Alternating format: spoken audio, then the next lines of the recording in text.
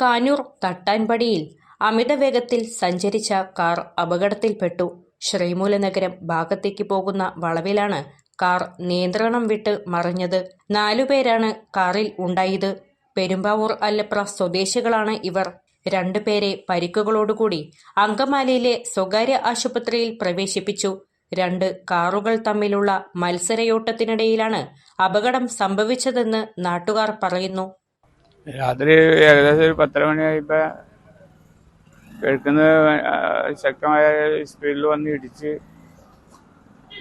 കയറി. ഇത്രയും നാശനഷ്ടങ്ങളൊക്കെ മതിൽ പൊളിച്ചു കളഞ്ഞു, തെങ്ങ് പൊടിച്ചു കളഞ്ഞു, ജാതിയുടെ കൊമ്പ് പിടിച്ചു. പിന്നെ വീടിൻ്റെ മുകളിലെ ഇതൊക്കെ ഷീറ്റൊക്കെ പിടിച്ചു കളഞ്ഞാൽ ഗ്ലാസ്സൊക്കെ പൊട്ടി. ഒരു അടയ്ക്കാറ് പിടിച്ചു കളഞ്ഞു. അവർ കല്ല് വന്ന് വീണ് നടക്കലുമ്പോൾ അത് പൊട്ടിയിരിക്കണല്ലോ.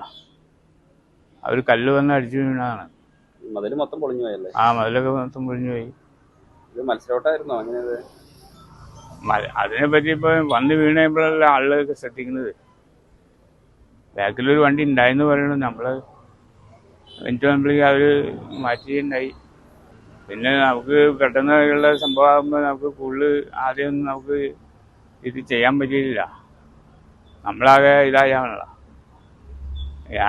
എനിക്ക് നല്ല സുഖമില്ലാതെയുള്ള 10-75 വയസ്സ് പ്രായമുണ്ട്.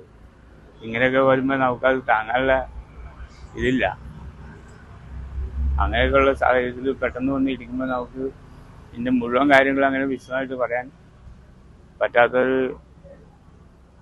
മതിലൊക്കെ പൊളിഞ്ഞു പോയല്ലേ? ആ, മതിലൊക്കെ പൊളിഞ്ഞു പോയി.